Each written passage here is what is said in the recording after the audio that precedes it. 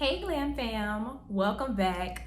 Today I'm going to be reacting to this interesting video by Nicki Swift. This is titled The Fakest Storylines on Real Housewives Revealed. Now, this should be quite interesting. You know, we already suspect that we pretty much be knowing that some of these storylines are fake, but I'm wondering if it's some in here that we don't know about. So yeah, let's get into this. This should be interesting. Jonesin' for Jesus, scandalous sister wives, and flying legs. From Snakegate to Munchausen, these housewives pull off a wig and fake a storyline like nobody else, until they don't. You're a viper, you make up stories, and I feel very bad for you. Real Housewives of New Jersey star Melissa Gorga has been accused of fakery so many times that we can make a list of just her reality TV crimes. But none of her storylines irritated fans more than the one where she claimed to possibly have a long-lost half-sister. She's like, no, your dad wants you to know you have another sister. Gorga has been open about her late father's infidelities, so a secret love child wasn't outside the realm of possibility. Still, given that no sister was ever found and the storyline was dropped by the end of season 9, some viewers suspect this so-called sister never existed. On the Daily Dish podcast in 2019, Gorga claimed to have created a 23andMe profile in hopes of finding her sibling. Supposedly, she was waiting to see if her sister would also do the ancestry search, adding, if it's meant to be, she should have reached out at this point if it was real. Gorga had claimed a year prior that she was trying to be more authentic to herself, and she says her sister's search was as real as could be. She also alleged that people don't respond as well to more normal storylines like secret sisters. She told Entertainment Tonight that as far as the fans are concerned, unless your husband's cheating on you, or you're Erica Jane, or like you're going to jail, or you're robbed a bank, then you shouldn't be on the Housewives. Claiming that viewers just want the drama stirred up at every turn, but and that the stars should be the ones to do it, Gorga joked. It's Housewives. It's not like Mob Wives. Though she left the show in 2021, Cynthia Bailey spent a whopping 11 seasons on The Real Housewives of Atlanta, starting with her debut on season 3. Over the course of her tenure, Bailey often rose above the petty drama, and her storylines, from her family's disapproval of her marriage to Peter to her daughter Noelle's coming out, were typically grounded in reality. I'm Cynthia Bailey. Now what else is going on? Bailey's lighter moments have been fun, including her 50 Cent costume and her failed attempts at twerking. And even though she has gotten into the occasional fight, Bailey has frequently come across as the bigger person. That is why it was so shocking when she found herself embroiled in scandal with season 12 Snakegate. There is some sort of audio of Cynthia saying really horrible things about me. See, they didn't say Snakegate. I was thinking something else. Recorded Bailey in a trash-talking tirade against former friend Nene Leakes. Longtime fans will remember the pair had an infamous friendship contract, but as Leakes recalled to Candy Burris, well, it wasn't fake. Cynthia really did talk trash, and Yvonne really did have a recording. It just didn't happen naturally. The snake in question was later exposed. It was none other than guest Giovanna Montplaisir, but no recording ever surfaced. According to Radar, Giovanna may have fabricated the existence of audio so that she could stick around on the show, but as far as we're concerned, no receipts, no recording. Many Real Housewives they don't think she really had a recording. But the ladies coming onto the show as besties can usually navigate the waters better together compared to those whose friendships are crafted for the cameras. We never really got answers on that, honestly, so I don't know. The Housewives of New York City appear to have genuine connections. And it's not uncommon to see former stars like Dorinda Medley and Jill Zarin pop up on each other's social media. Other long-term friendships that predate filming include Potomac Dream Team Giselle Bryant and Robin Dixon, and New Jersey buddies Teresa Giudice and Dolores Catania. Of course, a number of these friendships fall apart on screen. Dolores don't really care for her like that. Expect that when two people are introduced as friends, they're legitimately close. So when we first met Nene Leakes and Kim Zolciak-Biermann on season 1 of The Real Housewives of Atlanta, they appeared to be tight. A lot of you would look at me and Kim and figure out how do we get together. But Kim is so fun, and she would do anything for you. Still, according to co-star Sheree Whitfield, this was nothing more than a setup. As Whitfield claimed in the tell-all Not All Diamonds and Rosé, they hadn't talked in years. They weren't friends. They fell out because Nene, being the shady person she was, went behind Kim's back and tried to befriend her ex. Back to Melissa Gorga. Amongst other things, she has been accused of lying about marital issues on season 11, owning an Italian family restaurant on season 8, and fabricating her singing career, which seems to have culminated with her song on display back in 2011. In 2020, she was even called out by a fan on the New Jersey season 10 reunion. As you might remember, that season revolved mostly around Gorga maybe having another baby. Both viewers and the other housewives were skeptical about the pregnancy storyline, but Jennifer Aiden ultimately claimed there was no way Gorga was adding to her family. He's way too self-absorbed. And I feel like they're making a mockery of people who are really going through it and people who really do. Wait. The following season, Everybody's The Sun even face. gathered up a bunch of social media posts where fans had accused Gorga of acting out her imaginary storylines. Nevertheless, Margaret Josephs has jumped in to defend Gorga against the allegations, according to Reality Tea. And sister-in-law Teresa Giudice has stayed predictably quiet on the matter. Why would she? Former Miss Why would she USA say Kenya anything? Moore has been livening up our screens Not the ever Walton since she situation. first appeared on The Real Housewives of Atlanta in 2012. With the exception of one season, Moore has appeared consistently since, and she is often ground zero for drama. We're all in for her shady comments, memorable and fabulous twirls, as well as her heartbreaking family storylines. But like a lot of people, we've had trouble connecting to Moore's love life as it's presented on screen. And for years, the star has been accused of manipulating her relationships to appear more intriguing. If I had to address every false rumor that the vlogs print about me, it would take just as much time for some of these girls to grow their edges back. Moore's first boyfriend on the show was Walter Jackson, who appeared on season 5. While her castmates questioned the validity of the relationship, we always gave her the benefit of the doubt. That is until Jackson himself burst the bubble.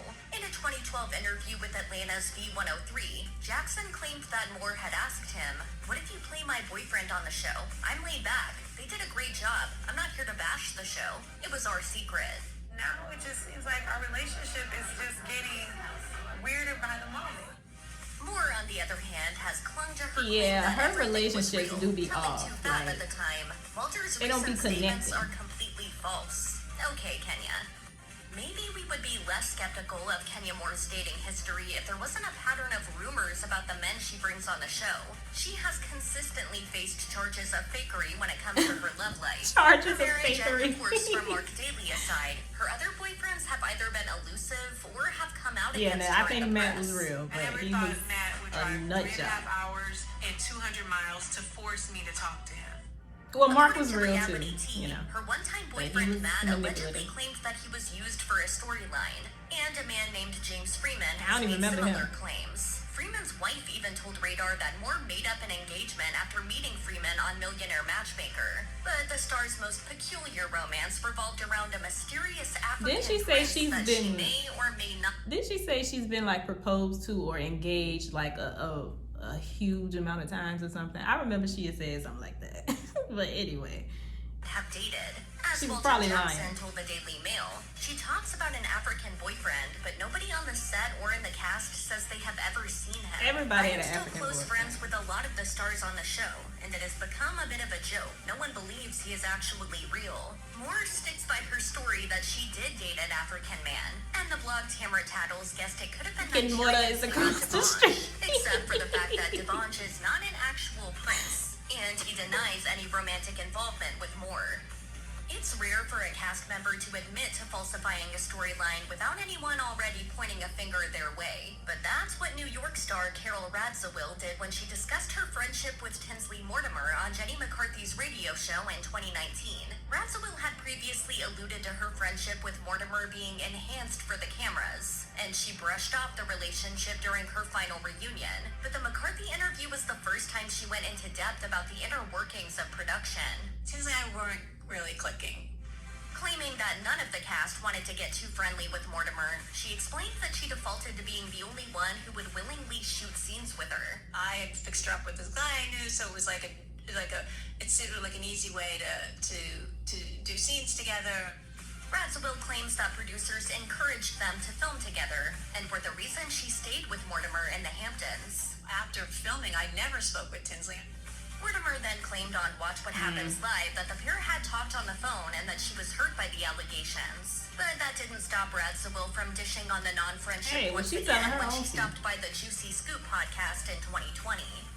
Aviva Drescher won't go down in history as a top-tier Real Housewife. Wait, what was The fake about two-season that? New York star will always be I thought that was the only thing fake iconic about moment her. where she threw her prosthetic leg across the room. Still, even a rogue leg couldn't keep Drescher on the show for another season. The only thing that is artificial or fake about me Oh, duh, that's a fake one.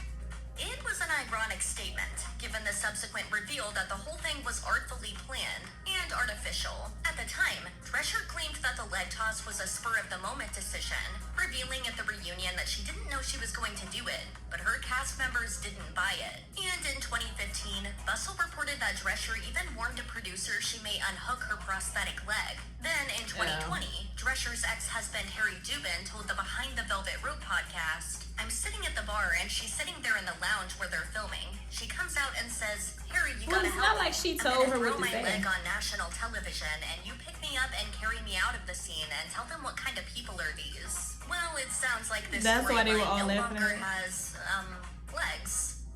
All I know is that it's going to take time. A lot of She time. was trying to be Drescher entertaining.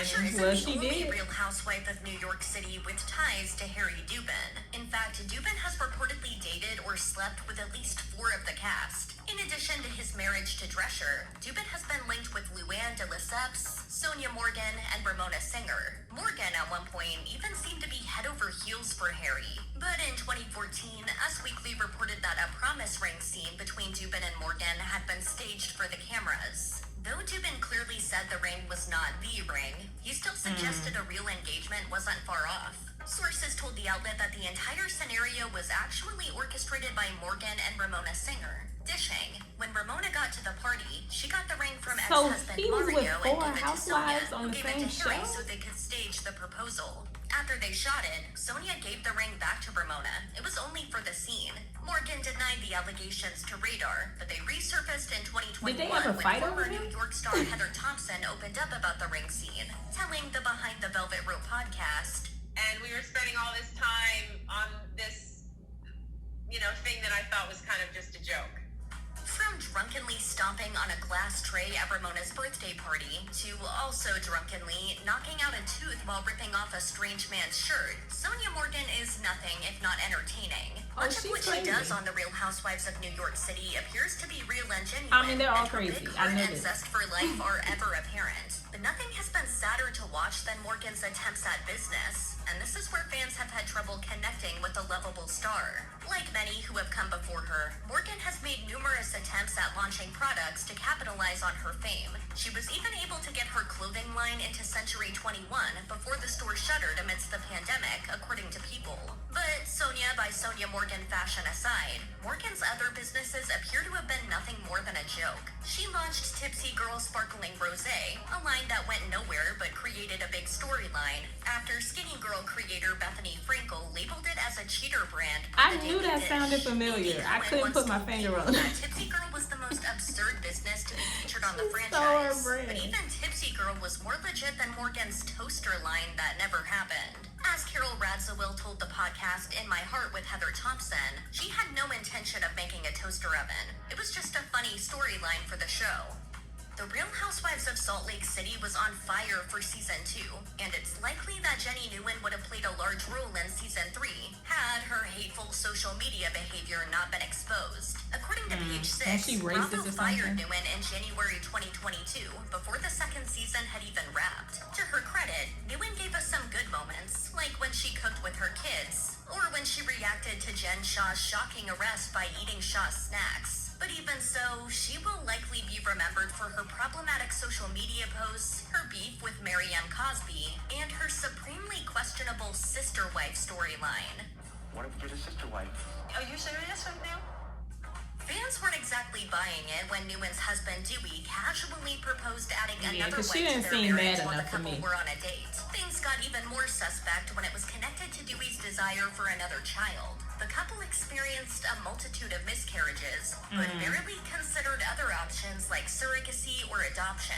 The fakery was then called out by Newman's alleged niece, who posted on TikTok, "These people are so disgusting. They're willing to do anything for money." Second, she's milking this whole crazy "I came from nothing" storyline, which is not true at all.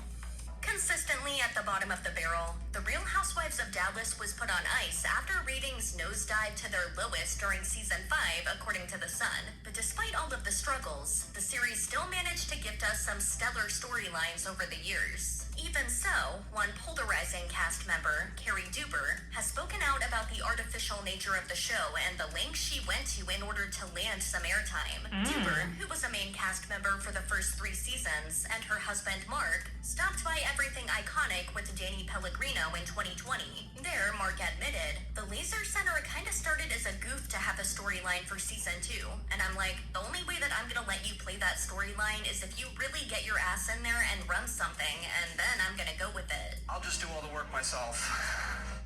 The doctor-nurse team now head the Lemon Avenue Plastic Surgery and Laser That's Center in crazy. Dallas, Texas. So file this one under something that started out as totally fake and then actually turned real. While we don't doubt anyone's spirituality, it was still hard to buy into things when Tamra Judge suddenly found religion on season 10 of The Real Housewives of Orange County. Her journey never felt completely Yeah, I don't genuine, even not believe even that. when she was baptized in front of the rest of the cast and cameras. And now, I love Jesus. After that, her Christian faith seemed to disappear into thin air. The reality star made hardly any reference to religion or God for the subsequent 4 seasons before she was fired at the end of season 14. So it was hardly a surprise when Radar reported that the storyline was made up for TV. As one insider Not a dished, she Christian, says she's girl. found religion, but her new Leaf storyline is completely fake. Judge has made passing references to faith in the years since, most often in response to haters' critiques. But her Tamra of all spirituality sure people. hasn't stopped her from attacking the other women on a regular basis. I'm weak. Judge denies ever fabricating a storyline, claiming that other stars have been less genuine. As she posted on Instagram, "It always shows, and those type of cast members don't last very long on the show." With its debut in 2010, The Real Housewives of Beverly Hills served up all the glitzy glam Yeah, with let's get to seriously Beverly Hills. compelling drama. But the series hit a slump around season 4, when Taylor Armstrong and Adrienne Maloof were replaced by Joyce Gerard and Carlton Jebbia. And season 6 falls into the nearly unwatchable category thanks to the Munchausen storyline. They like to prey on the weak. You're sick, so let's go after you. Tongues were wagging when the women started to question Yolanda Hadid's battle with Lyme disease, with Lisa Rinna wondering if Hadid was suffering from Munchausen syndrome. That would have meant Hadid was faking her illness just to get attention. Much of the season was about this accusation, That's but horrible. Rinna has gone on record saying that it was all fabricated. She told Jenny McCarthy's podcast, "To be honest with you, I knew that we were going to tell the story this season about Yolanda. I just had a sense. I said to Harry Hamlin, this is going to be the story of the season, and I don't want to do it, and I don't feel good about it." That's a vicious, mean narcissist that does that. But Rinna clearly didn't care too much since she got the ball rolling. Still, she made sure to call out Lisa Vanderpump as the true mastermind on the season 6 reunion. When did Lisa Vanderpump have to do anything? I think that that's crazy how people have to like make things up about what's going on in their life. Like, just tell us what's going on in your life. Like, I think everybody's life could be interesting to some extent. Like, if you know how to play it out correctly on camera, because everybody be going through stuff. Nobody's life is perfect. Everybody is going through stuff. You might as well just show the real stuff you're going through, so you don't have to go through all of these extremes to keep up this lie.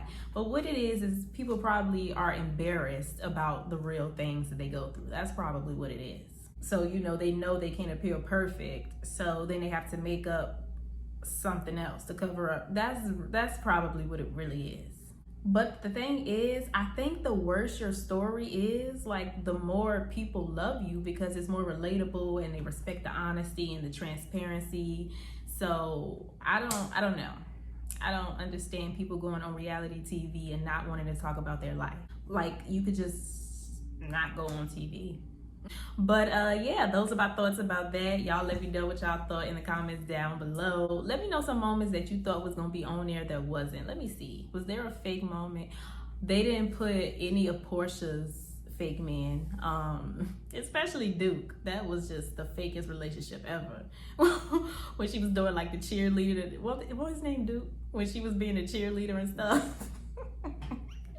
They should have put that on there. They should have put, what was that other boy she had? Was his name Ty? I think his name was Ty, and she just wanted like a baby nup with him or something. She didn't even want a relationship. She just wanted to have a baby with him. They could have put Giselle in there when she was faking like she was really trying to get back with Jamal. How, like, come on now. How they didn't put the binder in there? Come on now.